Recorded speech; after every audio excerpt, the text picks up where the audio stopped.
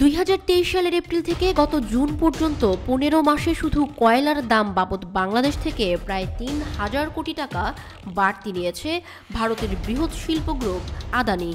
রামপাল ও পায়রা বিদ্যুৎ কেন্দ্রের জন্য কয়লা কেনার সময় সর্বোচ্চ 40% ডিসকাউন্ট পাওয়া গেলেও আদানি বিদ্যুৎ কেন্দ্রের ক্ষেত্রে তা পায়নি বিদ্যুৎ উন্নয়ন বোর্ড।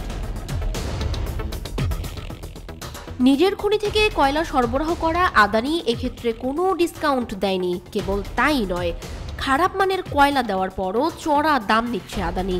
চুক্তির দুর্বলতার কারণে এসব নিয়ে আদানির সঙ্গে আলোচনায়ও পেরে উঠছে না পিডিবি।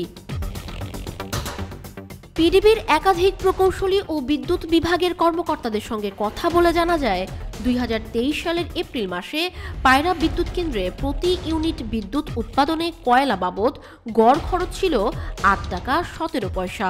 একই সময়ে ইউনিট প্রতি কয়লার খরচ রামপাল বিদ্যুৎ কেন্দ্রে ছিল 9 টাকা 86 পয়সা এবং আদানি বিদ্যুৎ কেন্দ্রে ছিল 8 টাকা 53 পয়সা। কিন্তু এর পরেই আদানির কেন্দ্রে জ্বালানি খরচ রামপালকেও পেছনে ফেলে যায়। 2023 সালের জুন থেকে চলতি বছরের জুন পর্যন্ত পায়রা বিদ্যুৎ কেন্দ্র প্রতি ইউনিট বিদ্যুতের জন্য কয়লার দাম নিয়েছে গড়ে 6 টাকা 74 পয়সা।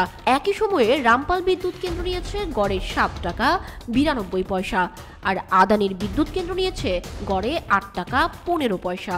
সেই হিসাবে পায়রার তুলনায় ইউনিট প্রতি 1 টাকা 41 পয়সা আর রামপালের তুলনায় 23 পয়সা বেশি নিয়েছে আদানি। আদানি চুক্তি ও আদানির কয়লা কেনার তথ্য উপাত্ত বিশ্লেষণ করে দেখা গেছে, বর্তমানে প্রতি টন 4,600 কিলো ক্যালোরির কয়লা $90 কিনছে আদানি বিদ্যুৎ কেন্দ্র, যার টাকা দিচ্ছে পিডিবি। অন্যদিকে একই মানের কয়লা পায়রা বিদ্যুৎ কেন্দ্র কিনছে $68। সে হিসাবে প্রতি টনে $20 থেকে $22 বেশি নিচ্ছে আদানি।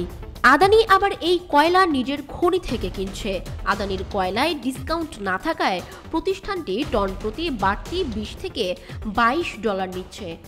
আর বছর শেষে অন্তত 3,000 কোটি টাকা বাড়তি নিয়ে যাচ্ছে শুধু কয়লা বিক্রি করে।